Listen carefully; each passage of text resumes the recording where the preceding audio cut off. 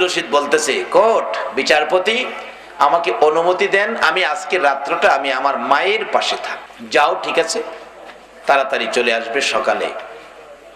বাড়ির দিকে দৌড় দিলেন। বাড়ির কাছাকাছি গিয়েই শুনে বাড়ির ভিতরে মায়ের কণ্ঠের কান্না, বুক ফাটা কান্না। মা যেন কোন ব্যথায় কাঁদতেছে। দরজাটায় দাঁড়ায় আব্দুর রশিদ ডাকতেছে, মা, মা গো, বলো কোন ব্যথায়, কার দেওয়া ব্যথায় কান্দো? আমি আব্দুর রশিদ প্রতিশোধ না নিয়ে, বিচার না করে ঘরে ঢুকবো না। মা চোখের পানি ছেড়ে ছেড়ে ডাকে আব্দুর রশিদের চেহারার দিকে তাকায়া, রে আব্দুর রশিদ, কেউ ব্যথা দেয় নাই, কেউ আমার কাঁদায় নাই রে। কেন জানি আজকে সকাল থেকে আমি মায়ের কলিজায় দাও দাও করে আগুন জ্বলতেছে। বলুন, সন্তানের উপর যদি কোনো বিপদ আসে, এই বিপদের খবর পৃথিবীর মানুষ জানার আগে আগে জানে কে? মার কলিজাই যেন খবর হয়ে গেছে, আমার আব্দুর রশিদ এই জমিনে থাকবে না। সেই ধাক্কাই যেন মার কলিজাই দাউ দাউ করে আগুন জ্বলছে। আব্দুর রশিদ রে, কেন জানি সকাল থেকেই আমি মায়ের কলিজায় আগুন জ্বলতেছে। কি ব্যথা, কি দুঃখ আমি তো বলতে পারতেছি না।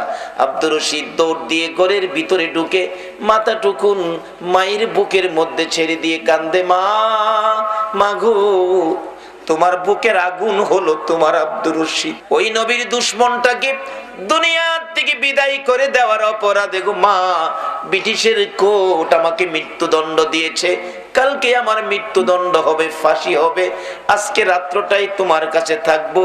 কালকে তোমার ছেলে আব্দুর রশিদ এই বাড়িতে আর আসবে না, মা বলে ডাকবে না। এই ব্যথায় তোমার কলিজায় আগুন জ্বলতেছে। মা গো, এই রাত্রটা তোমার পাশে থাকবো গো মা, বিছানা করে দাও, জীবনের শেষ ঘুম ঘুমিয়ে যায়। আব্দুর রশিদের মা চোখের পানি দিয়ে শেষ করে বিছানা সাজাইতেছিল। আব্দুর রশিদ জীবনের শেষ ঘুম ঘুমাবে, বিছানায় শুয়ে যায় আব্দুর রশিদ ঘুমানোর জন্য। মা দরদি আব্দুর রশিদের পাশে বসে ডাকতেছে, বাবা গো, তুমি ঘুমাও আব্দুর রশিদ বাবা, জীবনের ঘুম ঘুমিয়ে যাও মায়ের সামনে। আমি মা সারা রাত ঘুমাবো না রে, তোমার জীবনের শেষ দেখা দেখবো, মন ভরে আমি মা তোমাকে সারা রাত দেখবো। তুমি ঘুমাও, আমি ঘুমাবো না।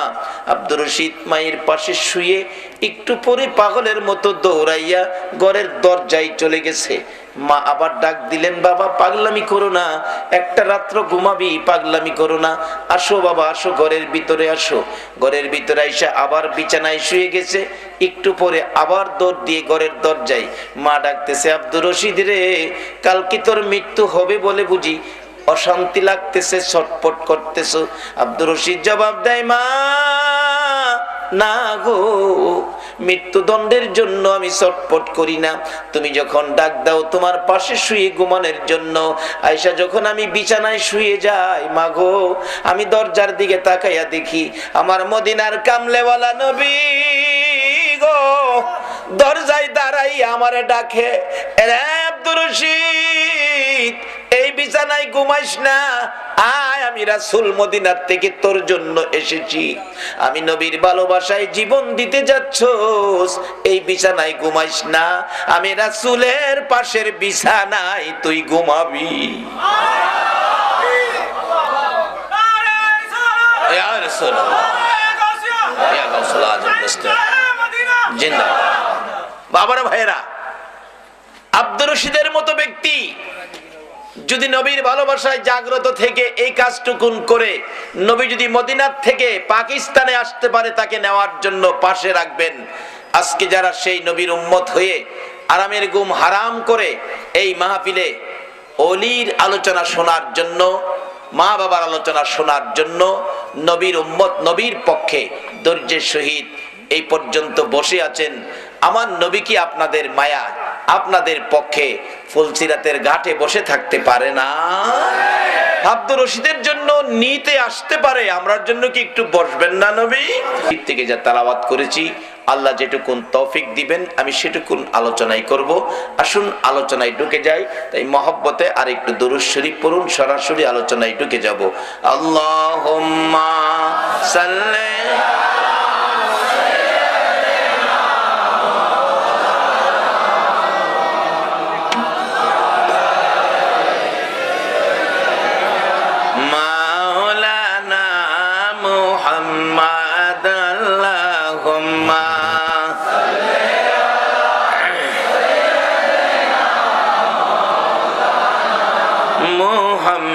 মুহাম্মদ ওয়া আলা আলি সাইয়্যিদিনা আপন আপন কররে মন কে আছে তোর আপনা উম্মতের দরদি নবী শুয়ে আছেন মদিনা আল্লাহুম্মা সাল্লি সাইয়্যিদিনা মাওলানা মুহাম্মদ ওয়া আলা মাওলানা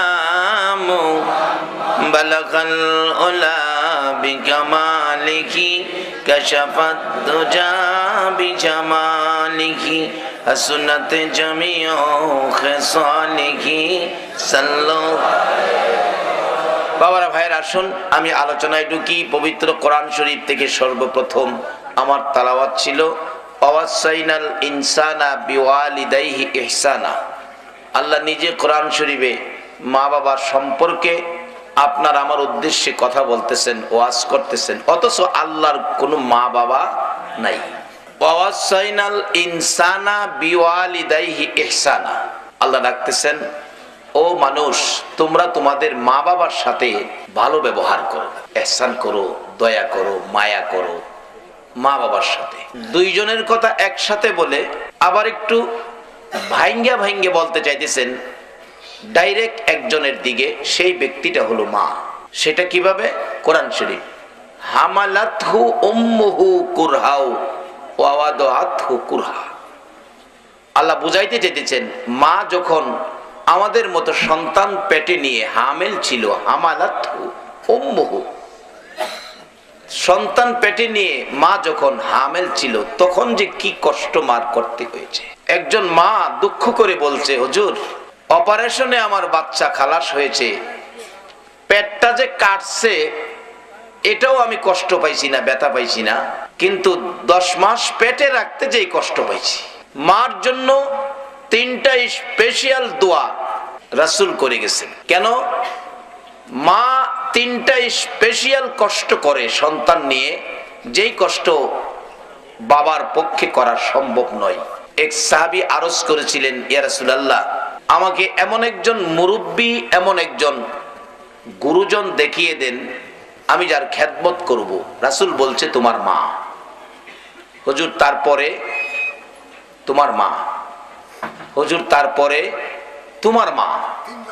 মার কথা কয়বার বলছে? চিনছেন নি কোন মা?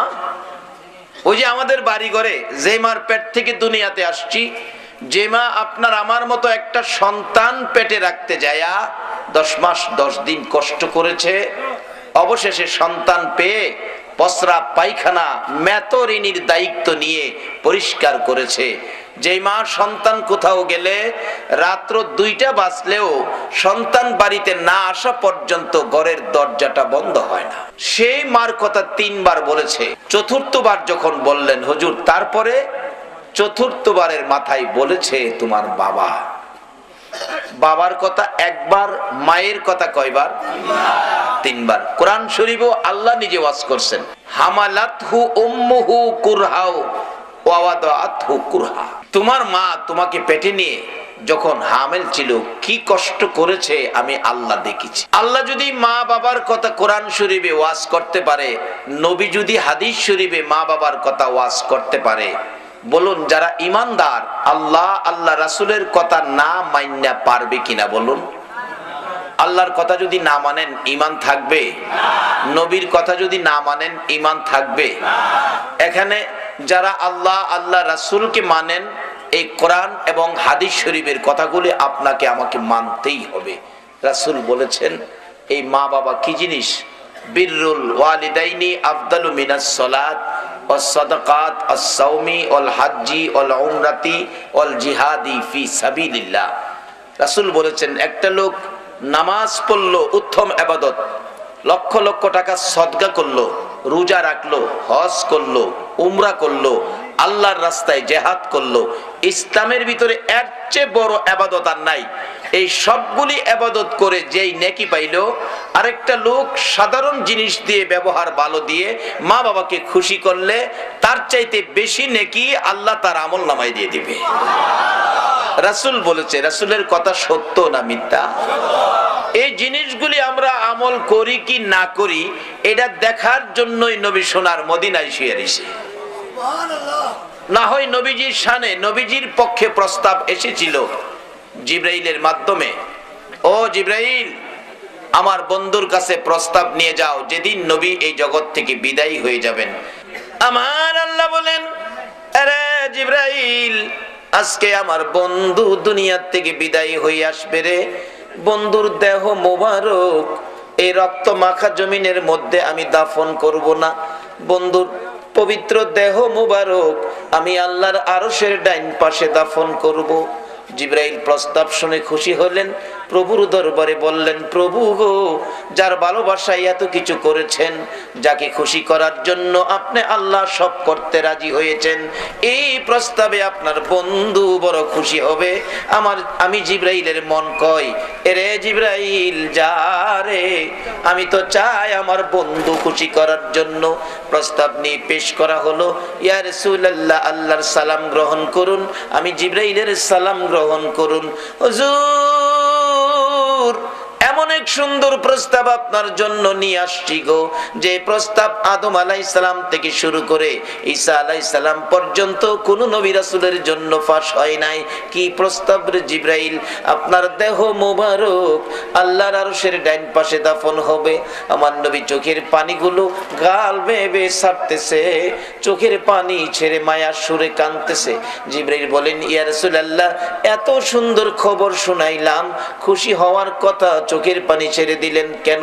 আমার নবী বলেন, জিবরাইল শুনো রে, কেন চোখের পানি ছেড়ে দিয়েছি?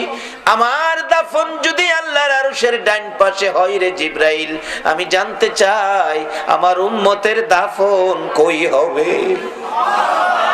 জিবরাইল বলেন, ইয়া রাসূলুল্লাহ আপনার উম্মতের দাফন এই জমিনের মধ্যে হবে। আমার নবীর কান্না আরো বেড়ে গেছে। জিবরাইল রে, আমার উম্মতের দাফন যদি এই জমিনের মধ্যে হয়, আমি নবী আরশে কেমনে থাকবো রে জিবরাইল? আমার পক্ষে সম্ভব নয়, আমি উম্মত ছেড়ে আরশে থাকতে পারবো না।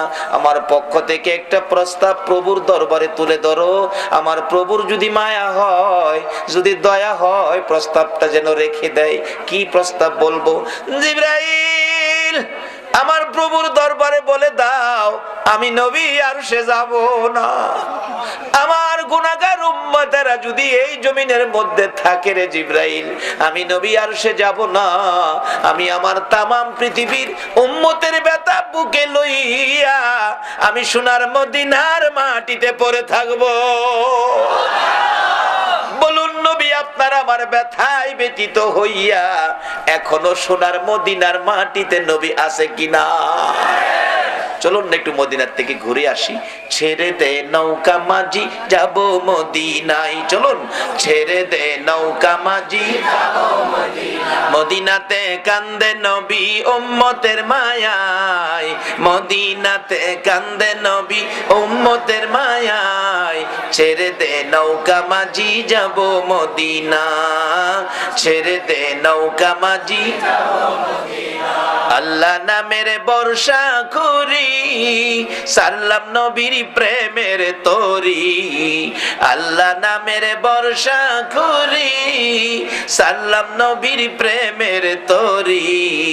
দয়াল নবীর রওজা খানি আমায় দেখাও না, দয়াল নবীর রওজা খানি আমায় দেখাও না।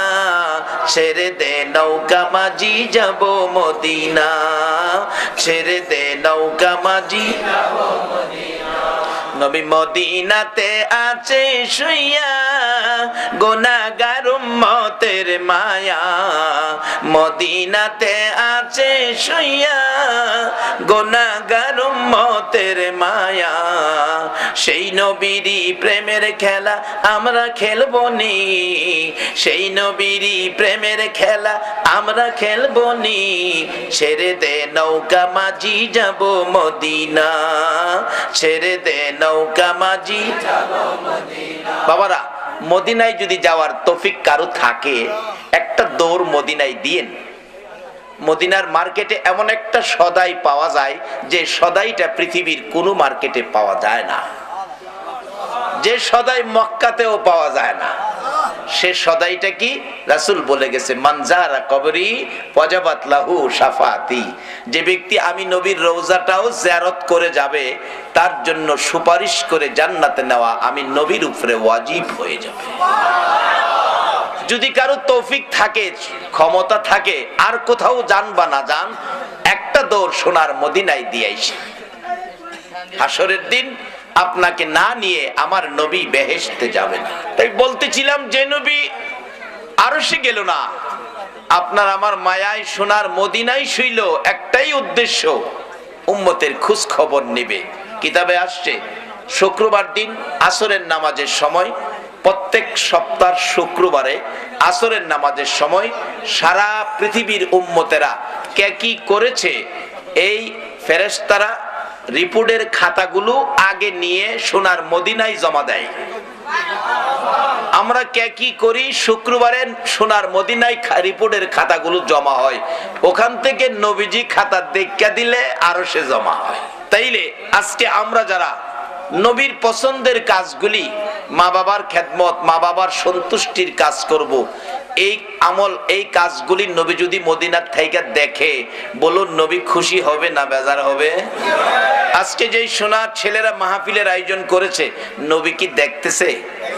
আল্লাহু আকবার। কিতাব লেখে কিরকম দেখে, আমরা যার যার হাতের তালুটা যেরকম দেখি, নবীজি রওজায় শুইয়া এর চেয়ে আরো বেশি দেখে। আজকে আপনারা কে কে এখানে বসা আছেন, কে মাহফিলের আয়োজন করেছেন, আমার নবী সব দেখে কিনা বলুন?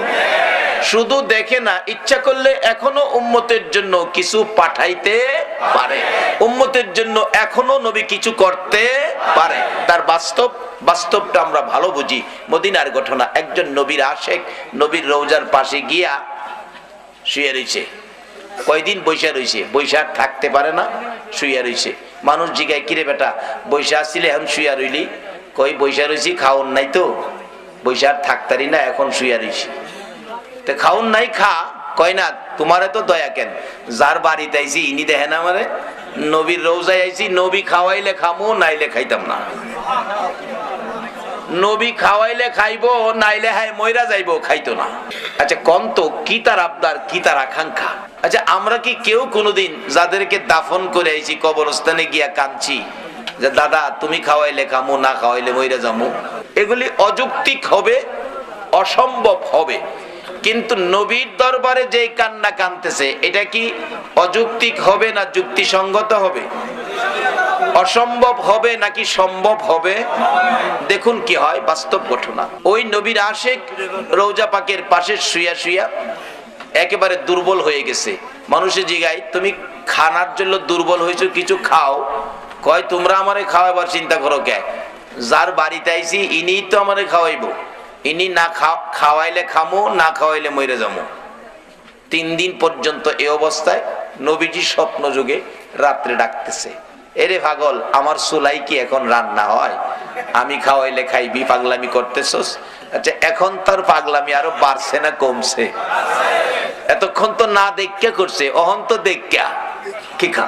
এক বেচারা নাকি হাল বাইতে গিয়া লাঙ্গলের বাড়িতে 5 কেজি স্বর্ণের চাক্কা পাইছে। স্বর্ণের চাক্কা পাইয়া হাল টাল সাইরা দিয়া হয়ে গেছে নদীর মধ্যে ধুইতো, লবণাক্ত পানি তো, ফিস্তা পানি, স্বর্ণের চাক্কা গেছে গা পইরা, ডুবাই আর পায় না, স্রোতে লয়ে গেছে। এখন মাথা উপরে উড়াইয়া পানির মধ্যে হ্যার মাথায় হ্যাঁ ডুবাইতেছে আর কইতাছে, দোয়ার থেকে আমার আর দোয়াই ভালো আছে। আরেক ভদ্রলোক টাইনা ধরছে, কিরে বাবা এরকম করতেছো, তুমি তো মারা যাইবা, কি হয়েছে তোমার? দোয়ারটা আমার আর দই বালা ছিল। আরে কি হয়েছে কও না? না দোয়ারটা আমার আর দই বালা ছিল।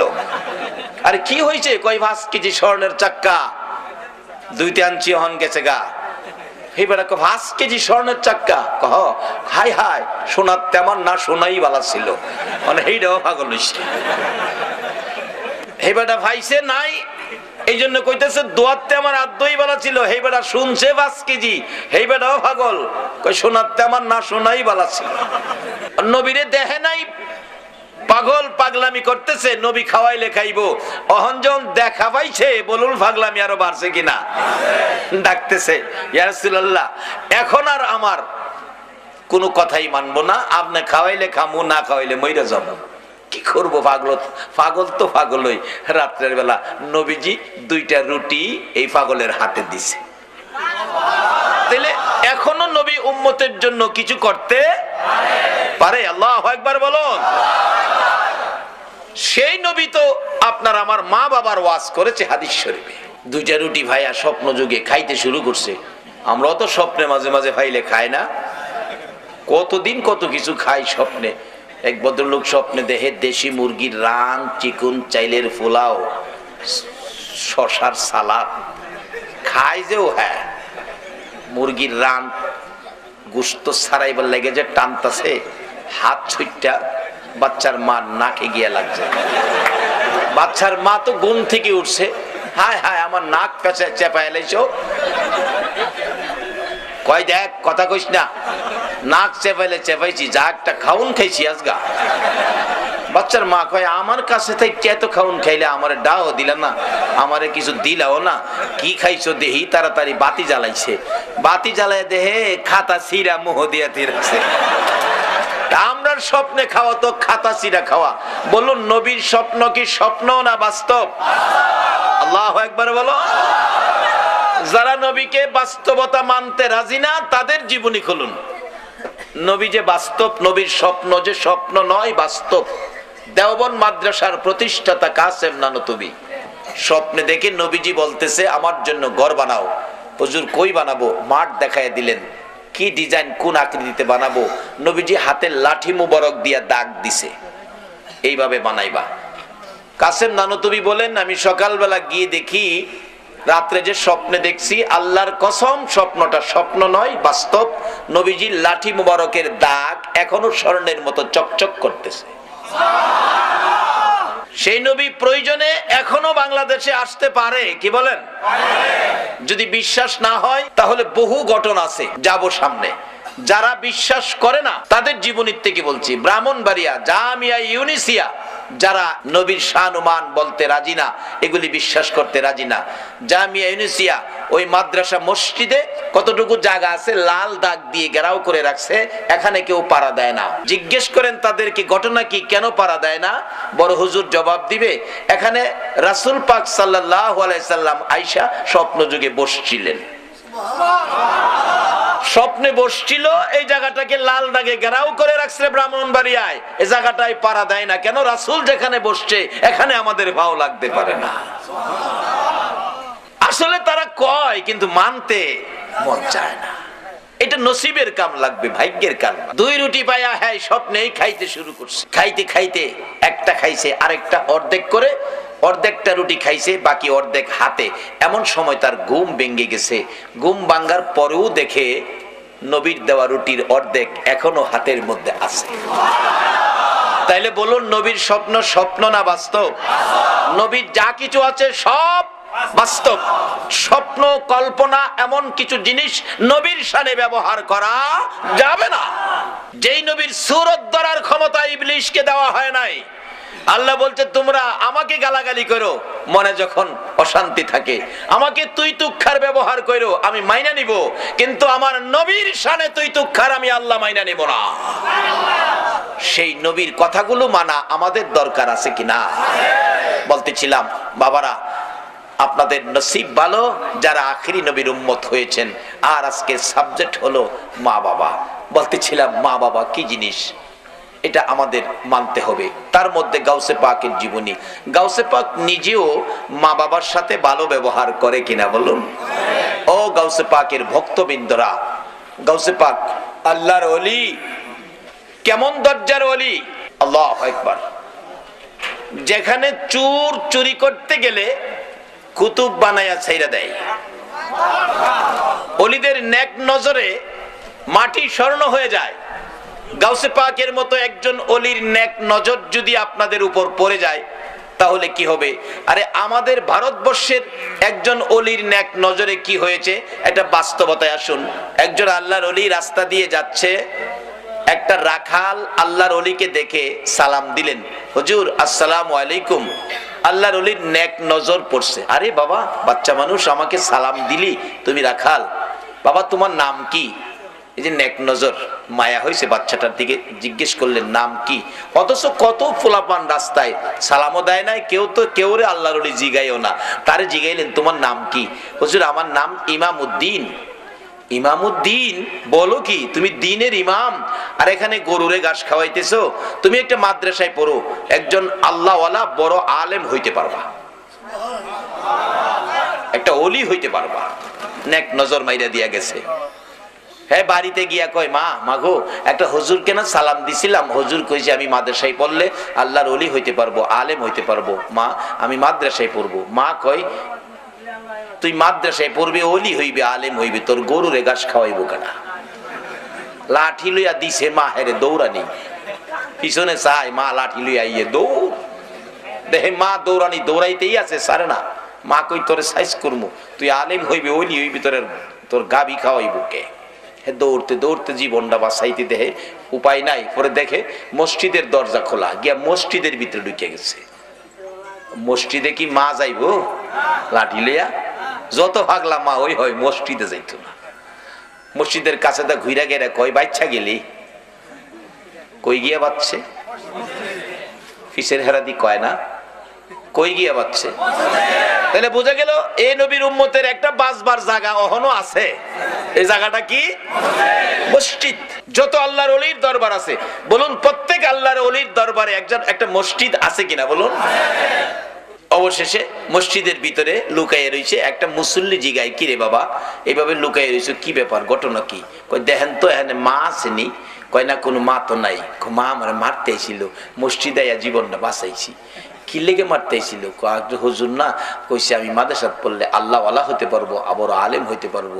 কইছিলাম মাদ্রাসায় পড়ুম, মা আমার দৌড়াইতেছে। কি লেগে কইছি? মাদ্রাসাত পড়বি? পড়বো যে যামু কেমনে, আমার কাছে তো ভাড়া নাই। হুজুর যে রাস্তা বলছে নদী পার হইতেইব, নৌকা ভাড়া নাই। আমি তোরে খরচ দিমু, যাইবি?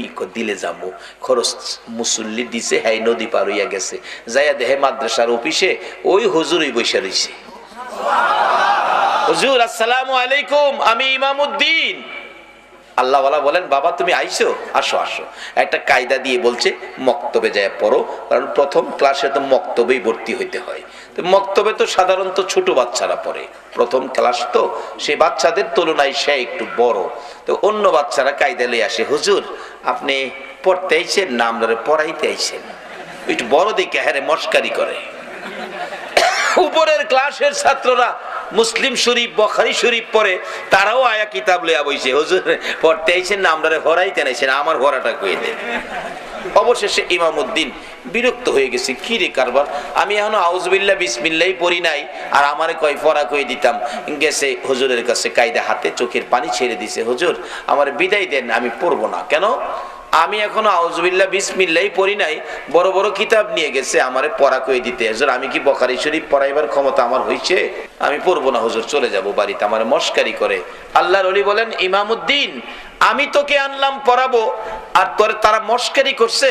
জি বাবা এদিকে আমার কাছে আয়। আয় সামনে গিয়া বসছে। বসার পরে আল্লাহর ওলি নিজের মাথার পাগড়িটা খুলে ইমামউদ্দিনের মাথায় পরাইছে। পরাইয়া দিয়ে হাতের চাবুকটা দিয়ে বলছে ইমামউদ্দিন যাও, তোমাকে বেলায়েতের ওলি এবং বুখারী পড়াইবার আলেম বানায়া দিলাম, যাও। ভারতবর্ষের একজন ওলি যদি রাস্তার ইমামউদ্দিন রাখালকে বেলায়েতের ওলি বুখারী পড়ানোর আলেম এক নজরে বানাইতে পারে, আজকে যারা গাউসে পাকের স্মরণে মাহফিলের আয়োজন করেছেন আল্লাহু আকবার বলুন। এই গাউসে পাকের কি কিছু দিবার ক্ষমতা আছে না? আল্লাহ যদি তৌফিক দেয় সব বাড়ি করবো আজকা। আসেন সামনে বাড়ি। বাবার আপনাদের কষ্ট হবে না তো? যাই হোক, মা বাবার খেদমত গাউসে পাক করেছে, এমনকি আল্লাহর রাস্তায় জিহাদ করলো। ইবাদতের মধ্যে ইবাদত আর নাই, এতগুলো ইবাদত করে যেই নেকি পাইলো, আর একটা যুবক আর একটা মানুষ সে মা বাবার উদ্দেশ্যে আল্লাহু আকবার বলুন, মা বাবার বাবার উদ্দেশ্যে রাত্র গভীর বাড়িতে যাওয়ার সময় মনে মনে ভাবতেছে, হাইরে আমার মা বুড়া মানুষ, আমার বাবা বুড়া মানুষ, মা বাবার জন্য কি নিতে পারি, মা বাবার জন্য কি কিনতে পারি। এই একটা ফলের দোকানে ঢুকছে, ও ফলের দোকানদার, আমার বুড়া মা বুড়া বাবারে, যেই বাবা বাড়িতে যাওয়ার আগে সন্তানের মায়ায় বাস স্ট্যান্ডে যাইয়া দাঁড়াইয়া থাকতো, যেই মা সন্তান বাড়িতে না আসা পর্যন্ত রাত্র 2টা বাজলেও দরজাটা খুইলা দাঁড়াইয়া থাকতো, ওই মা বাবার জন্য কি নিতে পারি রে বাবা। 2টা কমলা কিনেছে বাবার জন্য, 100 গ্রাম আঙ্গুর কিনেছে মায়ের জন্য, প্যাকেট লইয়া রওনা হয়েছে। রাত্র 10টা বাস স্ট্যান্ড থেকে যাইয়া বাসের থেকে নাইমা দেখে বুড়া বাবা হারিকেন লইয়া বাস স্ট্যান্ড দাঁড়াইয়া রইছে। বলুন বাবা ছাড়া এই দয়ার দরদ আর কেউ দেখায় কিনা? বুড়া বাবা হারিকেনটা লইয়া বাস স্ট্যান্ড দাঁড়াইয়া রইছে রাত্র 10টা। বাবা আইছো, এতক্ষণ করছো কেরে বাবা? বাবার শহরে কাজ ছিল, আসতে দেরি হয়ে গেছে, চলো আমি অনেকক্ষণ ধরে তোমার লেগে দাঁড়াইয়া রইছি। বুড়া বাবা হারিকেন, এই হারিকেন কার জানি চিরতরে নিবা গেছে। বাড়িতে যাইয়া দরজার কিনারে দেখে মা দরদি সন্তানের ব্যথায় কান্দে গো বিনাইয়া বিনিয়া। বাবা আইছো, আমি তো তোমার মা, এই ঘরে যাই না, দাঁড়ায় রিসি, তোমার বাবা তো বাস স্ট্যান্ড গেছে। ঘরের ভিতরে ঢুকলি, মা গো মা 100 গ্রাম আঙ্গুর তুমি খাও গো মা, আর 2টা কমলা বাবা তুমি খাও। বাবা কমলা পছন্দ করে, বাবার হাতে কমলা দিল, আঙ্গুর পছন্দ করে, বুড়া মা মার হাতে আঙ্গুর দিল। নিজের ঘরে আগে গেল না, নিজের ছেলে মেয়ের খোঁজ খবর নিল না, আগে বাবারে কমলা দিল, মার হাতে আঙ্গুর দিল। মা কমলা লইয়া, বাবা কমলা লইয়া, মা আঙ্গুর লইয়া খুশি আর দোয়া করতেছে, মাবুদ গো কেমন সন্তান আমারে দিলা গো, আমাদেরকে কেমন সন্তান দিলা। নিজের ঘরে না গিয়ে আমাদের খোঁজ খবর নিল, নিজের সন্তানের না দিয়ে আমরার হাতে কমলার আঙ্গুর দিল। মাবুদ আমরা খুশি হলাম। আমার নবী বলেছে 2টা কমলা বাবার হাতে দিয়ে 100 গ্রাম আঙ্গুর মায়ের হাতে দিয়ে মা বাবারে খুশি করার বিনিময় ওই লোকটা নামাজ পড়ে, সদকা করে, রোজা রেখে, হজ করে, উমরা করে, আল্লাহর রাস্তায় জিহাদ করে যেই নেকি তার ভাগ্যে পাইলো, তুমি 2টা কমলা 100 গ্রাম আঙ্গুর মা বাবারে দিয়া খুশি করার বিনিময় তার চাইতে বেশি নেকি তোমার আমল নামায় পায়া গেলা।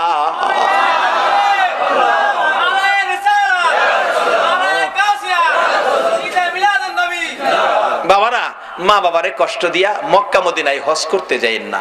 একজন হাজী সাহেবের জীবনীতে দেখি উনি 39 বার হজ করে 40 বারের মাথায় হজে গিয়ে আরাফাতের ময়দানে খুশির কান্না কান্দে, প্রভু গো কি আমার নসিব, 40 বার হজ করলাম। গায়েবী আওয়াজ হইতেছে, হাজী 40 বার কেন, হায়াত পায়া 40,000 বার হজ করলেও তোমার হজ কবুল হবে না। আবার কাঁদতেছে, আল্লাহ আমি কি অপরাধ করলাম, কেন কবুল হবে না? গায়েবী আওয়াজ হচ্ছে, হাজী রে একদিন তোর গর্ভধারিণী মায়ের সাথে সাধারণ একটা জিনিস লইয়া কথা কাটাকাটি করে এক পর্যায়ে রাগ হইয়া তোর মারে লাথি মাইরা ঘরের বাইরে ফালাইয়া দিসলি। তোর মা লাথি খাইয়া গলা কাটা মুরগির মতো লাফাইতেছিল, কলিজাটা ফাইটা গেছে রে, বিদায় হয়ে গেছে। বিদায় মুহূর্তে 2টা হাত বাড়াইয়া বলেছিল, মাউত এই সন্তান পেটে লইয়া গো রাত্র ভরে কোনোদিন ঘুমাইতে পারছি না। 7 মাস 8 মাস যখন বয়স বাচ্চার পেটের ভিতরে ছিল, আমি যদি মা ঘুমিয়েছি, নড়াচুরি করতে গেলে তার পায়ের লাথি আমার কলিজাই লাগছে, ঘুম থেকে উঠে বসে গেছি, আবার নড়াচুরি করছে, হাতের কনি কলিজাই লাগছে, দাঁড়াইয়া গেছি। জীবনে কত রাত্র দাঁড়াইয়া দাঁড়াইয়া কাটাইছি, না ঘুমাইয়া রাত্র কাটাইছি, ছেলের লাথি কনি খাইয়া গো আল্লাহ। তারপরে দুনিয়ায় আসবে প্রসব ব্যথায়, কলিজা ফাটা ব্যথা সহ্য করেছি, আজকে কি সেই সন্তানের লাথি খাইয়া দুনিয়া থেকে বিদায় হব? মাবুদ গো বিচার তোমার কাছে দিয়ে গেলাম, এই বিচার তুমি কইরো, আমি মা বিদায় হলাম। বিচারটা দিয়েই মা দুঃখিনী দুনিয়া থেকে বিদায় হয়ে গেছে। আমার আল্লাহ বলেন, হাজী রে লাথি দিয়া মার কলিজা ফাটাইয়া মারে দুনিয়া থেকে বিদায় করে দিয়ে আরাফাতের ময়দানে 40 বার হজ করতে আইসা কান্দো, আমি আল্লাহ জানিয়ে দিলাম রে, মার কলিজা ফাটাইয়া 40 বার কেন, 40,000 বার হজ করলেও তোমার হজ আমি কবুল করব না। আমার নবী বলেছে তোমার মা বাবাই তোমার হজ, তোমার মা বাবাই তোমার নামাজ, তোমার রোজা, তোমার মক্কা, তোমার মদিনা, তোমার মসজিদ, তোমার মা বাবা হলো তোমার জান্নাত। সব ঠিক আছে, মা বাবার সাথে সুতা পরিমাণ বেশকম চরিত্র, আচার আচরণ ব্যবহার যদি খারাপ থাকে সব শেষ হয়ে গেছে। কারণ মা বাবার উসিলাতেই আমরা দুনিয়াতে আসছি, মা বাবার উসিলাতেই আমরা দুনিয়াতে আসছি। মা বাবা যদি কষ্ট স্বীকার না করতো, ছোটকালে যখন বিছনাত পায়খানা করতাম মা যদি পরিষ্কার না করতো, তাহলে এই পায়খানাত ফইরা থাইকা ঠান্ডা কইরা দুনিয়াতে মইরা গেলাম বলে এই সময় একটু প্রস্রাব পায়খানা মা আমাদের শরীরে থাকতে দেয় নাই। বাবা একটু রোগ হইলেই রাত্রে রিক্সা পাইছে না, গাড়ি পাইছে না, সন্তানটা কোলে লইয়া অন্ধকারে দৌড় মারছে ডাক্তারের কাছে। ডাক্তারখানা বন্ধ, দরজায় দাঁড়ায় বাবা কাঁদছে, ডাক্তার সাহেব দরজাটা খুলেন, আমার বাবার অবস্থা ভালো না। ডাক্তার বলছে এই মাত্র খালি শুইলাম, অন্য ডাক্তারের কাছে যান। বাবা চোখের পানি ছেড়ে ডাকতো, ডাক্তার তোমার দুইটা পায়ে ধরি, আমার বাবারে বাঁচাও। এই দরদি মা বাবা ছাড়া পৃথিবীতে কেউ নাই। এই মা বাবার যদি কেউ কষ্ট দিয়ে থাকেন তাইলে আর নামাজ পড়েন না, রোজা রাখেন না, হজ জাকাত কিচ্ছু করেন না, কোনো কাম হইতো না। আগে মা বাবার দরবারে যান, বলে হুজুর কেমনে যাইতাম, মা বাবারে 10 বছর যাবত 12 বছর যাবত কষ্ট দিতেছি। আজকে মাহফিল শেষে মা যে ঘরে থাকে যায় খালি একটা ডাক দেন, মা বাবা কই, মা বাবা কই। এই দুইটা শব্দ দুইজনে শুনলে দেখবেন আনন্দে আত্মহারা দরজাটা খুলে দিয়া বলবে, বাবা রে তুই কেমনে রে আমারে বাবা কইছস, মা কইব আমারে কেমনে মা কইছস। মাগো ভুল করছি, তোমাদের সাথে ব্যবহার খারাপ করছি, মাপ চাইবার লেগাইছি। মা বাবা দেখবেন দুজন কইব, বাবা মাপ চাইতে হইতো না, তুই যে মা কইছস বাবা কইছস এতেই আমরা তোরে মাফ করে দিছি। এই মা বাবা যদি কবরে থাকে বলে হুজুর মা বাবারে কষ্ট দিছি, আর মা বাবা তো কবরে, এখন কি করব? মা বাবার কবরে যান, কবরে গিয়া মা বাবার জন্য কান্দেন। কি কি কইয়া কানবেন? আল্লাহ শিখাইছে, রব্বির হামহুমা কামা। এইভাবে কানতে থাকেন। যদি আপনার চোখের পানিতে মা বাবা কবর থেকে নাজাত পায়, রুহানি ভাবে কবর থেকে আপনার অপরাধগুলি মা বাবা কবর থেকেও ক্ষমা করে দিব। কিন্তু কান্দার সিস্টেমটা কি? কবরে যাবেন, অনেক হুজুররা কইব কবরে যাইেন না, কোনো ফতুয়া মানেন না, মা বাবার কবরে যাইেন। কবরে যাইয়া মা বাবার কবরের পশ্চিম পাশে দাঁড়াবেন, পশ্চিম পাশে। কেন? আমরা কবরে লাশটা যখন রেখে দেই পশ্চিম দিকে কাত করে দেই, পশ্চিম দিকে কাত করে দেই। আর আমরা কবরে গেলে মা বাবার কবরে কিতাবে আসছে মা বাবার কবরের পশ্চিম পাশে দাঁড়াইয়েন, পূর্ব পাশে দাঁড়াইয়েন না। মা আবার এই পশ্চিম দিক থেকে পূর্ব দিক হইয়া তোমারে দেখবো, এটুক কষ্ট তুমি মারে দিও না। পশ্চিম পাশে দাঁড়াও, আর সাথে সাথে কোরআন তেলাওয়াত দুরূদ ইস্তিগফার পাঠ কইরো না। কেন? সাথে সাথে কোরআন তেলাওয়াত দুরূদ ইস্তিগফার পাঠ করতে থাকলে একটা নূরের পর্দা এসে তোমার মুখটাকে ঘুরে ফেলে। কাজে তোমার মা তোমাকে মন ভরে দেখতে পারে না। মা সন্তান দেখার স্বাদ আছে কিনা বলো? বাবারে মারে দেয় না, জিনিসপত্র দেয় না, মার খাবার দেয় না, কোনো কিছু দেয় না। এরপরও দেখেন সন্তানটা বাড়িতে বাইরে যায় সময় কেউ তাকায় না, কিন্তু মা কিন্তু তাকায় থাকে, একটা আশা করে তাকায়। বাবারে একবার যদি আমার দিকে চায় আমার একটা মা কইয়া যাইতি। সন্ধ্যার সময় বাড়িতে আইব, সব ঘুমায় রইছে, মার কোনো খোঁজ খবর নাই না। এরপরও বলুন সন্তান ঘরে না ঢুকা পর্যন্ত মার চোখে ঘুম আইছে কিনা? একটু পরে পরে বাচ্চার মারে ডাহে, কি গো আব্দুর রহমানের মা আমার ছেলেটা আইছে, অথচ ছেলে তার খবর নেয় না। মা কিন্তু খবর না নিয়ে পারে না। বলতেছিলাম যে মা আপনাকে আমাকে দেখার জন্য ব্যস্ত থাকে, কবরে যাইয়াও সন্তান কবরের পাশে গেলে মা ছেলেকে দেখতে চাই, বাবা ছেলেকে দেখতে চাই। নির্দেশ হলো কবরের পাশে যাইয়া কিছুক্ষণ চুপ করে দাঁড়াইয়া থাকো, তোমার মা বাবা তোমাকে মন ভরে দেখো, মন ভরে দেখতে চাই। দুনিয়ার জমিনে কত বাস্তব ঘটনা, মারে ভাত দেয় না, মার খোঁজ খবরও নেয় না। তারপরও ছেলেটা ডাকাত থেকে আইসা বৃহস্পতিবার সন্ধ্যায় শনিবার সকালে যেদিন চলে যায়, মা পিছে পিছে এতিমের মতো যায়। একবার যদি ফিরে চাইতে রে বাবা, আমারে মা কইয়া ডাক দিতে খুশি হইতাম, ডাকও দিল না, ফিরেও চাইল না। রিকশায় উঠে গেছে, রিকশায় উঠে রিকশা টান দিয়ে ওই মোড় ঘুরে যখন এদিকে যাইতেছে, মা এদিকে দিয়া দেখে না, দৌড়াইয়া বাড়ির পিছনে যাইয়া তাকাইয়া রইছে। আমার ছেলে যাই গো, একবার ফিরে চায় না। যত দূর পর্যন্ত দেখা দেখা গেল মা ওই রান্নাঘরে পায়খানার কিনারে দাঁড়াইয়া সন্তানের দিকে তাকাইয়া থাকে। বলুন এরকম দরদ মার সন্তানের জন্য আছে কিনা? কিন্তু মার জন্য আমরা কি করলাম? আমরা কি করলাম মার জন্য? আমার নবী নিজেও মা বাবার জন্য পাগল ছিল, উম্মতের এই আদর্শটুকুন দিয়ে গেল।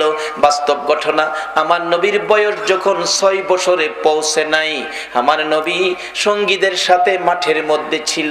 বিকাল হয়ে গেলে অন্য বন্ধুদের বাবা এসে টান দিয়া কোলে নেয়, 2 গালে চুমো দেয়, আর কত খেলবি, চল বাড়িতে যাই।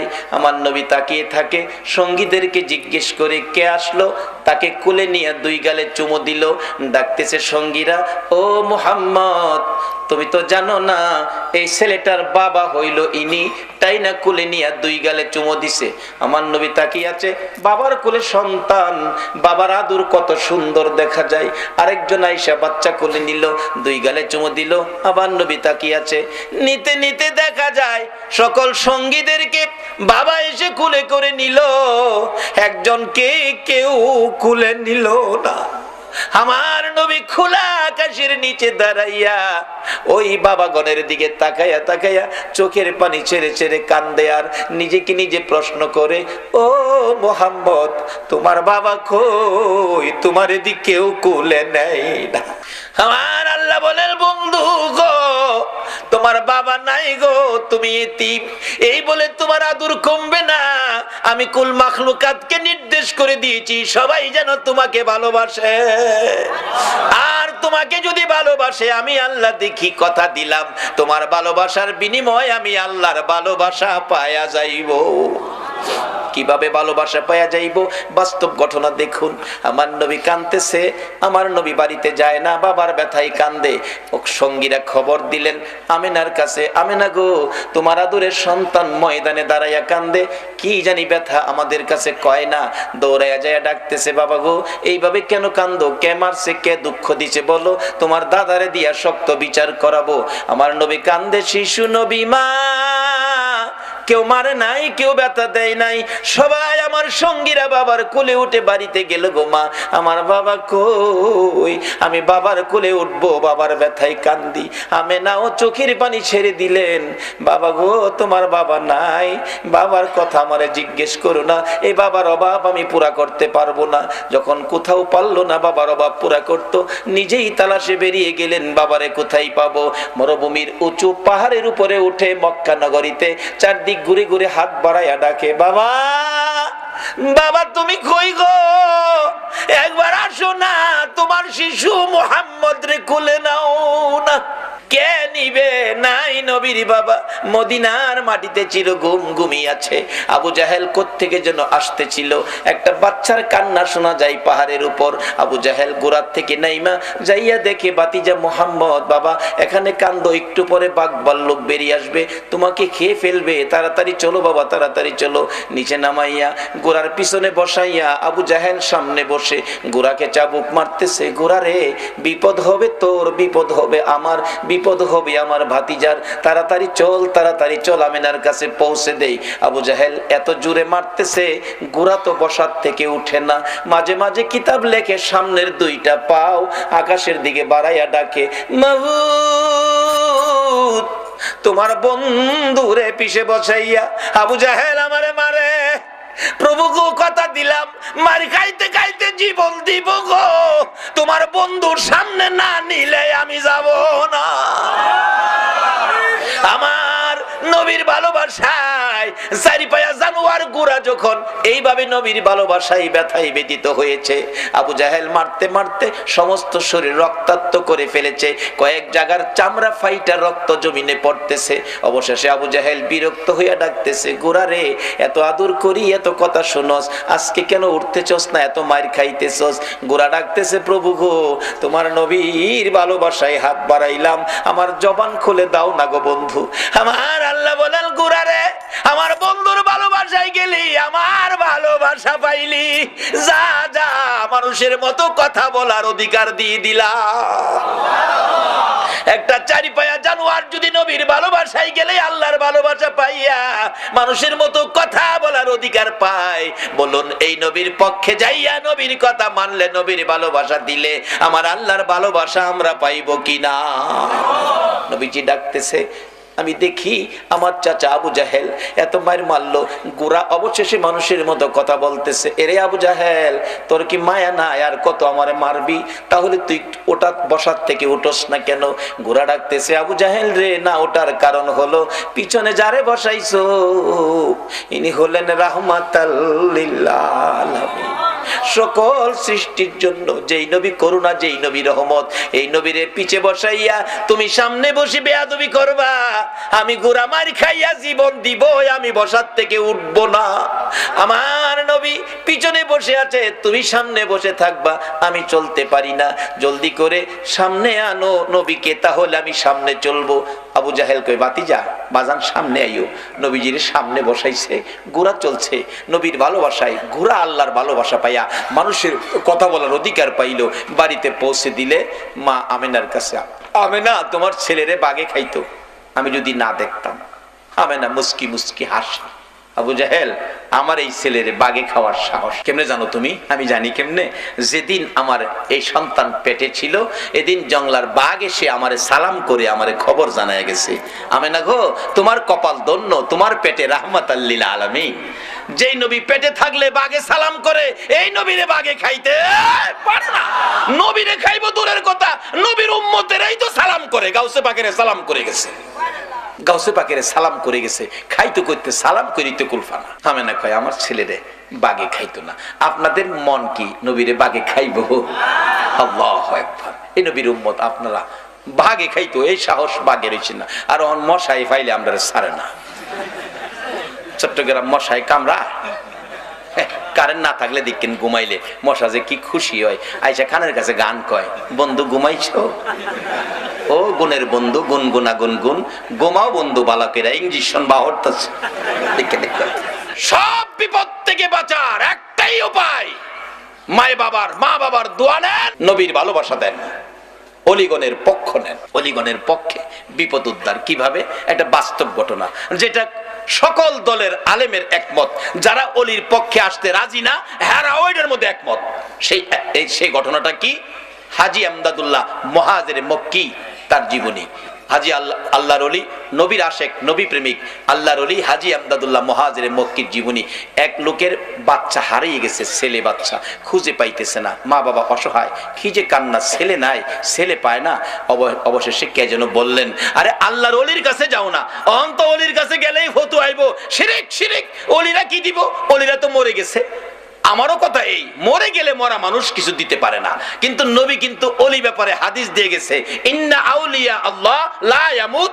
রাসূল বলছে ওলিরা কখনো মরে না, আর মরা মানুষ কিছু দিতে পারে না, এতে আমিও একমত।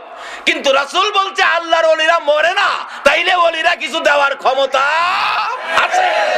মরে গেলে তুমি মরে গেছো, ওলিরা মরে নাই, রাসূল বলেছে। হাজী আমদাদুল্লাহ মুহাজির মক্কি, সংক্ষেপ করতেছি রাত্র বেশি হয়ে গেছে। হাজী আমদাদুল্লাহ মুহাজির মক্কি বসে আছে, আল্লাহর ওলির ফায়ে পড়ে গেছে। মা বাবা, হুজুর আমার বাচ্চাটা হারিয়ে গেছে, পাই না, বেঁচে আছে কিনা, থাকলে কই আছে, এই খবরটা পাইলেও মনটারে বুঝাইতাম। হাজী আমদাদুল্লাহ মুহাজির মক্কি কয়, বাবা তোমরা বসো, আমি দেখি কই আছে।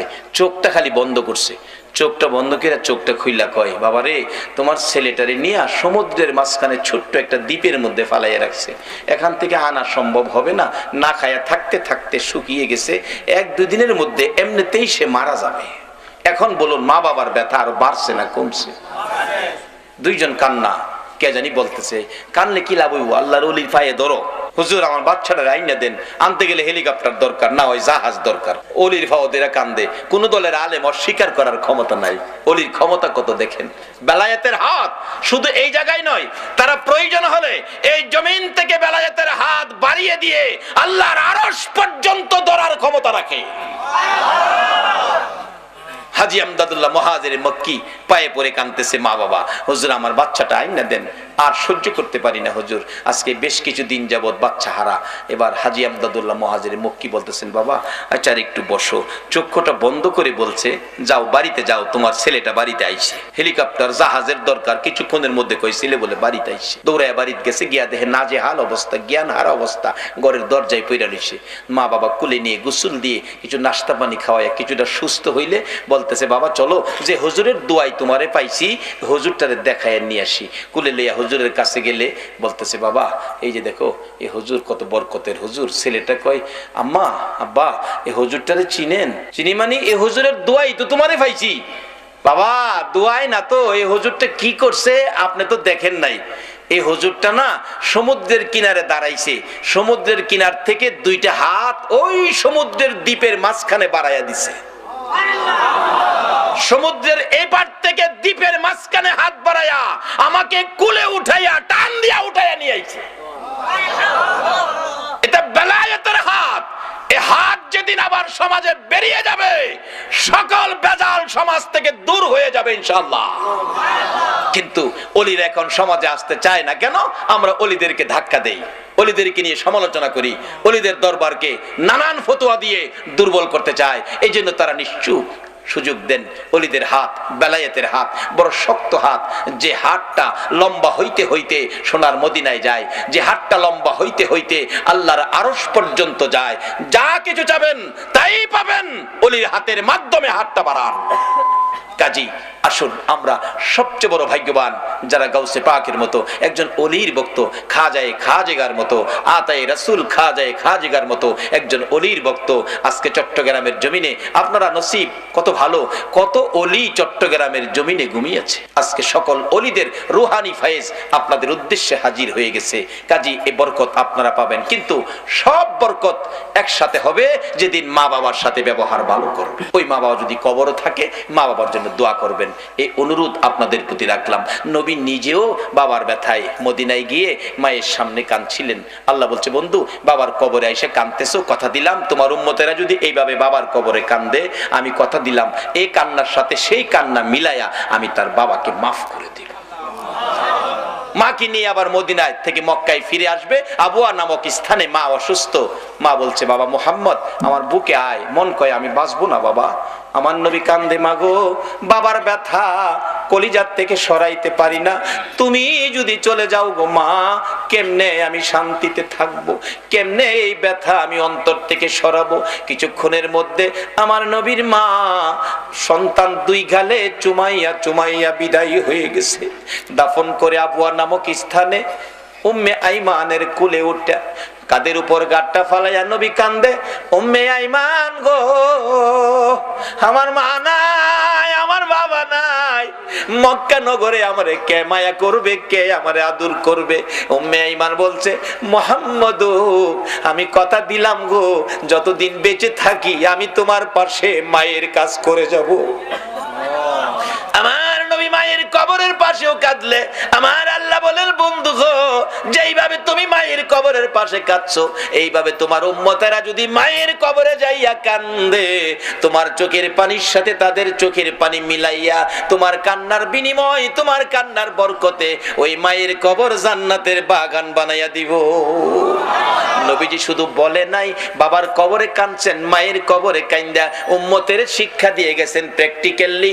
মা বাবার কবরে যাইতে হবে, পশ্চিম পাশে দাঁড়াবেন, কিছুক্ষণ চুপ করে থাকবেন, মা বাবা মন ভরে দেখে, কিছু জানেন না জানেন দোয়া কইরা হাত বাড়াই দিবেন, কিচ্ছু জানেন না তবু দুইটা হাত বাড়াই দিবেন, আল্লাহ আমি কিচ্ছু জানি না, মা বাবা আমরা লাগে দুনিয়াত কষ্ট করছে, আমার মারে কবরে কষ্ট দিও না, যদি অপরাধ থাকে আমি সন্তান ক্ষমা চাইছি, ক্ষমা করে দাও। যদি কিচ্ছু না জানেন একজন আলেম নাইবে নবী কবরের সাথে কবরে নিয়ে যাবেন, পাশে নিয়ে দোয়া করাবেন। আর যদি সেই ক্ষমতা না থাকে, কারণ একজন আলেম নিলে তো কিছু হাদিয়া সম্মান স্বরূপ দিতে হবে, যদি সেই ক্ষমতা না থাকে আপনি নিজেই যান কবরে, 11 বার বিসমিল্লাহ শরীফ পড়ে, আর কিছু লাগবে না, 11 বার বিসমিল্লাহ শরীফ পড়ে। নবীর হাদিস, এক কবরে নবীজি দেখতেছে সাহাবা উম্মতের কবরে আযাব, রাসূল বলেন, প্রভু গো আমি কেমনে সহ্য করব উম্মতের কবরে আযাব।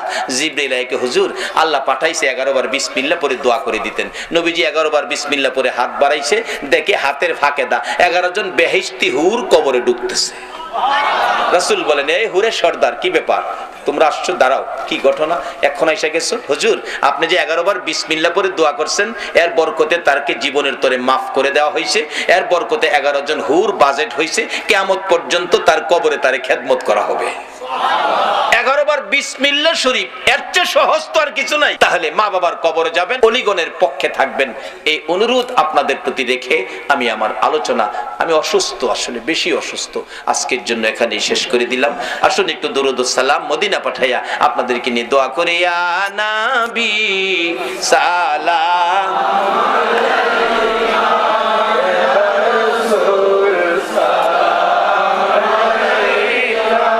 আল্লাহুম্মা আমিন। ربنا ظلمنا أنفسنا وإن لم تغفر لنا وترحمنا لنكونن من الخاسرين رب ارحمهما كما ربياني صغيرا বলুন সবাই, رب ارحمهما كما ربياني صغيرا। রব্বুল আলামিন মায়ার নজরে তাকাইয়া দেখো গো, রাত্র গভীর তোমার আদরের বান্দা লইয়া হাত বাড়াইছি মাবুদ, একবারে খালি হাত বাড়াই নাই, তুমি আল্লাহ নিজে যার উপরে 24 ঘন্টা দুরূদ ও সালাম পাঠ করো, ফেরেশতারা করে ইমানদারদেরকেও দুরূদ সালাম পাঠ করার নির্দেশ করেছো। মায়ার নজরে তাকাইয়া দেখো গো, তোমার আদরের ইমানদার বান্দারা তোমার হাবিবের উপর এই গভীর রাত্রে প্রাণ ভরে দুরূদ ও সালাম মদিনা পাঠাইছে গো আল্লাহ।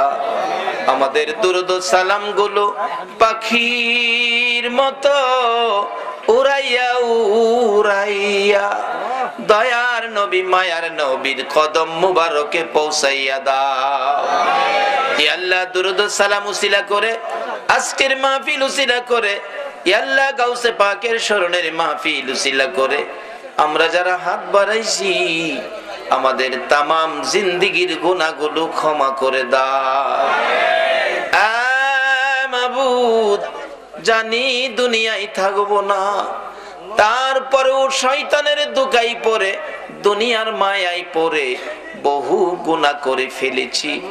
গুনার খবর মা জানে না, গুনার খবর বাবা জানে না, পাড়া প্রতিবেশী কেউ জানে না রে আল্লাহ, গুনার খবর জানো তুমি আল্লাহ। মাবুদ, আখিরি নবীর উম্মত বলে এ গুনার খবর কাউরে জানাইও না গো আল্লাহ। এই মাহফিলে আমরা যারা হাত বাড়াইছি, ওলি আল্লাহ গণের রুহানি ফায়েজের উসিলাই, তোমার নবীর ভালোবাসার উসিলাই আজকের মাহফিলে আমরা যারা হাত বাড়াইছি, আমাদের সকলের জীবনের গুনাহগুলো ক্ষমা করে দাও। মাবুদ, ক্ষমা চাইলাম জীবনের গুনাহ, ক্ষমা যদি না করো কবে জানি মৌতের চিঠি লইয়া আজরাইল আইসা যায়, কবে জানি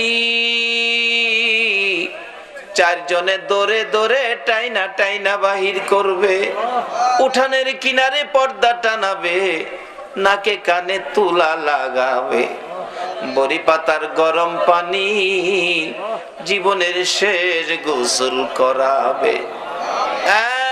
মাবুদ, আদরের সন্তানেরা গো এতিম এতিম এতিম হবে, লোকেরা এতিম বলে মাথায় হাত বুলাবে, আদর করবে, সন্তানেরা বাবার লাশের পাশে দাঁড়াইয়া ডাকবে, বাবা আর কি এই বাড়িতে আসবা না? আমরা কি বাবা বলে আর তোমারে ডাকতে পারবো না? আমরা রে এতিম করে সাদা কাফন পরে কই রওনা হইলা গো বাবা। বড় মেয়েটা স্বামীর বাড়ির থেকে এসে বাবার বিছানায় পরে কাঁদবে, বাবা গো বিছানা খালি করে কই যাইতেছো গো বাবা? ওই দিন আসার আগে আজকে আমরা যারা হাত বাড়াইছি, মেয়ে বুঝি না, পুরুষ বুঝি না, যুবক বুঝি না, বুড়া বুঝি না, নামাজি বুঝি না, বেনামাজি বুঝি না, আজকের মাহফিলের উসিলায় আমরা সবাইকে মাফ করে দাও গো আল্লাহ। মাবুদ, জীবনের গুনাহ ক্ষমার আসার দরখাস্তের পর আরেকটা দরখাস্ত করি, তুমি কিন্তু রাগ হইও না।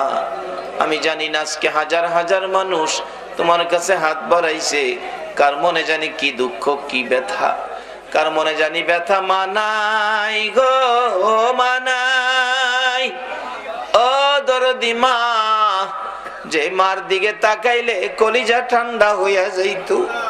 শত দুঃখ লইয়া মা মা কইয়া ডাক দিলে প্রাণ ঠান্ডা হইয়া যাইতো। যে মার চেহারার দিকে তাকাইলে একটা কবুল হজের নেকি পাওয়া যাইতো। এ মায়ের অভাবী কে জানি হাত বাড়াইছে গো আল্লাহ, আমি নিজেও মার অভাবী হয়ে গেছি। এতদিন তো শুধু বলতাম মা হারা কথা, এখন নিজেও বুঝেছি মা হারা কত ব্যথা। মাহফিল শেষে গাড়িটা বাড়িতে গেলে 2টা 2:30টাও কোনো দিন হয়েছে। গাড়িটা থামাইয়া বাড়িতে মার রুমের কাছে গেলে দেখি মা দাঁড়াইয়া রইছে। জিজ্ঞেস করলাম, মা গো তুমি কি ঘুমাও নাই? মা জবাব দিত, বাবা গো যতক্ষণ পর্যন্ত তুমি বাড়িতে না আইছো আমি মার চোখে ঘুম আসে না রে বাবা। এই দরদি মায়ের অভাবী বাবার অভাবী কে জানি হাত বাড়াইছে রে আল্লাহ। মায়ের অভাবীরা কি করে নিজে দেখেছি। একটা মায়ের পাগল, 5-6 বছর বয়স, মা বাচ্চা হবে, ডেলিভারি হবে। এলাকার মহিলারা কয় আপনার অবস্থা ভালো না, তাড়াতাড়ি হসপিটালে যান। রিক্সা করে হসপিটালে যাবে, ছেলেটা পিছে পিছে যায়, মা মা কইয়া ডাকে, মা কোথায় যাইতেছো? আমারে নিবা না, আমারে কইলা না। অন্যদিন কোথাও গেলে আমারে আগে সাজাইছো, পরে তুমি কাপড় পরছো, বুরগা পরে রওনা হইলা, আমার এদিকে কিছু কইলা না গো মা।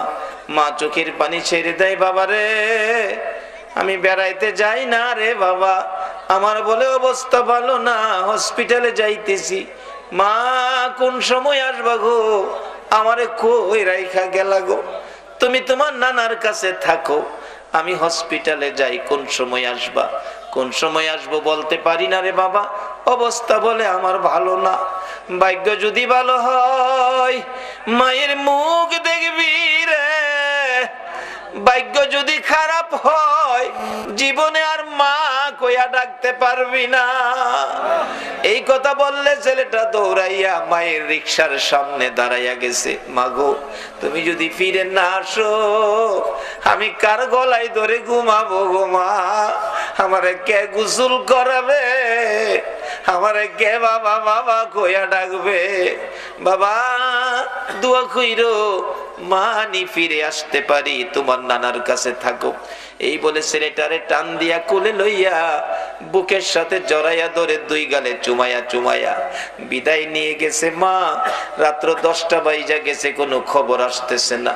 ছেলেটা ডাকতেছে, নানা গো চলো না হসপিটালে যাই, মায়ের কাছে মায়ের খবর নিয়ে আসি।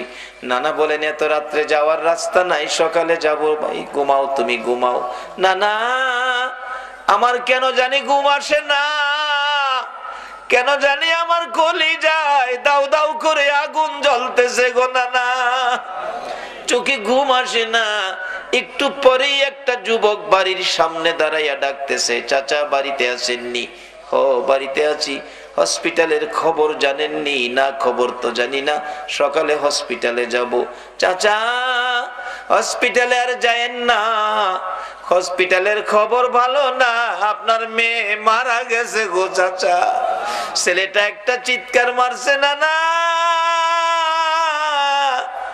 আমি কি জীবনে আর মা কইয়া ডাকতে পারবো না?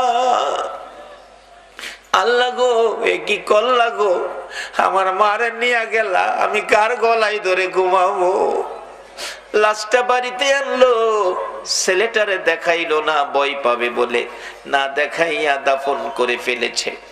রমজান পার হয়ে যাইতেছিল, ঈদের দিন সকালবেলা ছেলেটা শুধু কান্দে, নানা তার মা যে মারা গেছে কবরে নেয় না, লাশটাও দেখাইলো না। জিজ্ঞেস করলে কই তোমার মা হসপিটালে আছে, তোমার মা বেড়াইতে গেছে। ঈদের দিন ছেলেটা কাঁদতেছে, নানা গো কত ছেলে রে মা গোসল করাইতেছে গো, আমার মা আজকের দিন কোথায় রইল গো? আমারে কি গোসল করাবে না গো? না। ছেলে কান্না শুনে দৌড়াইয়া বাবা আইছে, আয় আমি তোরে গোসল করাবো। ছেলেটা কান্দে, বাবা গো তুমি না, আম্মু গোসল করাবে, তুমি তোয়ালে দিয়ে আমার শরীরটা মুছে দিবে, আমার আম্মু আমার পায়জামা পাঞ্জাবি পরাবে, আমি মার পায়ে সালাম করব, তোমার আঙ্গুলে ধরে ঈদগায় যাব গো বাবা। মনের আশা যেন মনে রইল, আর যেন পুরা হবে না। বাবা ডাকতেছে, না না তোমার আম্মু এখন আসবে না, চলো আমার আঙ্গুলে ধরে ঈদগায় যাবে, গোসল করাই, জামা পরো, সেমাই খাও। ছেলেটা কান্দে, না মার হাতে গোসল করব, মার কাছে আগে যাব, তারপরে সেমাই খাবো, তারপরে ঈদের জামা পরবো। বাবা কান্দে, মাবুদ গো আমি কি দিয়া বুঝাইব গো, চলো তোমার মার কাছে লইয়া যাই। যাইতে যাইতে ঈদগার সামনে কবরস্থান, কবরস্থানের ভিতরে ঢুকে নতুন কবরের পাশে যাইয়া দাঁড়াইয়া ডাকতেছে, রে আদুরের সন্তান, এই কবরে তোর মা ঘুমাইছে, ডাক দে রে, দেখি তোরে নি গোসল করাইয়া দিয়া যায়। বাচ্চাটা কাঁদতে কাঁদতে মা মা বলে মায়ের কবরে পড়ে গেছে। অবশেষে বাবা ডাকতেছে, হে বাচ্চার মা, এত নিষ্ঠুর কেমনে হইলা গো? এত কান্দা ছেলেটা কাঁদলো আর ডাকলো, একবারও ছেলেটারে আদর করে দিলা না। এই মাহারা মায়ের অভাবী, মায়ের ব্যথা ব্যতীত কে জানি হাত বাড়াইছে রে আল্লাহ। যার বাবা নাই, বাবার ব্যথা লইয়া কে জানি হাত বাড়াইছে গো। আর দেরি করো না গো আল্লাহ, এই মুহূর্তে ওই সকল মা বাবার কবর জান্নাতের বাগান বানাইয়া দাও। আল্লাহ মা বাবা যার দুনিয়াতে আছে হায়াত বাড়িয়ে দাও। মা বাবা কেমন জিনিস বুঝার তৌফিক ছেলে মেয়েদেরকে দান করে দাও। আল্লাহ খাস করে দাদা দাদি, নানা নানি, শ্বশুর শাশুড়ি, আলিয়া আওলাদ, বংশধর, মই মুরব্বী, পাড়া প্রতিবেশী, খানদানবাসী, মহব্বতী, এই এলাকার জমিনের নিচে, সারা চট্টগ্রামের জমিনের নিচে যত মুমিন মুমিনাত ঘুমিয়ে আছে, সকলের কবর জান্নাতের বাগান বানাইয়া দাও রে জান্নাতের মালিক। খাস করে আজকের মাহফিলের আয়োজন যারা করেছে, এই যুবকদের বংশধর, মই মুরব্বী যারা কবরে গো, সকলের কবর জান্নাতের বাগান বানাইয়া দাও। আল্লাহ খাস করে আমাদের মধ্যে যারা বিমারি, বিমার শেফা করে দাও। আমি নিজে অসুস্থ, আরেকজন চক্ষু অপারেশন করবে শুনলাম, আল্লাহ গো আমাকে সহ চক্ষু অপারেশনকারী সহ সকল বিমারিকে শেফা করে নেক হায়াত বাড়াইয়া দাও। আমাদের মধ্যে যারা অভাবী, অভাব দূর করে দাও। আমাদের মধ্যে যারা নামাজি, নামাজ কবুল করে লও। যারা নামাজ পড়ে না, নামাজের বুঝ দান করে দাও। যারা ব্যবসা করে ব্যবসায় বরকত দাও। যারা চাকরি করে পদোন্নতি দান করে দাও। আল্লাহ যারা বিদেশ থাকে সকল বিদেশিদেরকে হেফাজতে রাখো গো আল্লাহ। যারা বিদেশ যাবে তাদের মনের আশা পুরা করে দাও গো আল্লাহ। আল্লাহ খাস করে জনাব শফিউল আলম, মাওলানা শফিউল আলম নিজামীকে আল্লাহ গো তুমি সুস্থ করে নেক হায়াত বাড়াইয়া দাও। তোমার নবীর আশিকগণকে যদি তুমি সাহায্য না করো, তোমার নবীর শান মান কে গাইবো গো আল্লাহ। আল্লাহ সুস্থ করে নেক হায়াত বাড়াইয়া দাও। আল্লাহ খাস করে আজকের মাহফিলে যারা এই পর্যন্ত কষ্ট করেছে, সকলকে তুমি আফত বিপদ, আযাব গজব, অ্যাক্সিডেন্ট, বালা মুসিবত, শয়তানের শয়তানি, দুশমনের দুশমনি হইতে বাঁচাইয়া রহমত, বরকত, শান্তি দ্বারা ভরপুর করে দাও। আল্লাহ মা বোনদেরকে রাবিয়া বস্তির মতো বানাইয়া দাও। আল্লাহ গো এই মাহফিলের সকলকে ইমাম হাসাইন আর হুসাইনের মহব্বত অন্তরে পয়দা করে দাও। নবীর ভালোবাসার মালা সকলের গলায় পরাইয়া দাও। দয়ার নবীরে একদিন ঘুমের ঘরে স্বপ্নে দেখাইয়া দাও। নবীজিকে স্বপ্নে না দেখাইয়া কারো গায়ে সাদা পোশাক পরাইও না গো আল্লাহ। আল্লাহর একটা দরখাস্ত করি, গাউসে পাক আল্লাহ গো, গাউসে পাকের পাগলগুলো এত রাত পর্যন্ত কষ্ট করেছে আল্লাহ। গাউসে পাকের রুহানি ফয়েজ, খাজা বাবার রুহানি ফয়েজ আল্লাহ গো চট্টগ্রামের জমিনে যত ওলি আল্লাহগণ ঘুমিয়েছেন, আল্লামা গাজী শেরে বাংলার রুহানি ফায়েজ, হযরত করম আলী শাহ রহমাতুল্লাহের রুহানি ফায়েজ সহ চট্টগ্রামের জমিনের নিচে সকল ওলি আল্লাহগণের রুহানি ফায়েজ আমাদেরকে নসিব করে দাও। গাউসে পাকের গোলাম হিসাবে আমাদের সকলকে তুমি কবুল করে নাও গো আল্লাহ। মাবুদ গো, আজকের মাহফিলে দূর দূরান্ত থেকে আসছে আবার গাউসে পাকের গোলাম, তোমার নবীর গোলাম, যারা যেখানে যাবে সহি সালামতে পৌঁছাইয়া দিও গো আল্লাহ। আল্লাহ, হযরত করম আলী শাহ রহমাতুল্লাহ আলাইহির স্মৃতি সংগঠন, এই যুবকদের সংগঠন তোমার মায়ের হাতে দিয়ে গেলাম। কিয়ামত পর্যন্ত এই সংগঠনের পক্ষ থেকে এই মাহফিল তুমি কায়েম রাখো গো আল্লাহ। এই যুবকদেরকে বেশি বেশি করে নেক হায়াত বাড়াইয়া দাও গো আল্লাহ। মাবুদ গো, যতগুলো দরখাস্ত করলাম মাহফিলের উসিলাই, দুরুদ ও সালামের উসিলাই, গাউসে পাকের রুহানি ফায়েজের উসিলাই সবগুলো তুমি কবুল আর মঞ্জুর করো গো আল্লাহ। ও সাল্লাল্লাহু তাআলা আলা খায়রি খালকিহি মুহাম্মাদিন ওয়া আলা আলিহি ওয়া আসহাবিহি আজমাইন বিহাক্কি লা ইলাহা ইল্লাল্লাহু মুহাম্মাদুর রাসূল।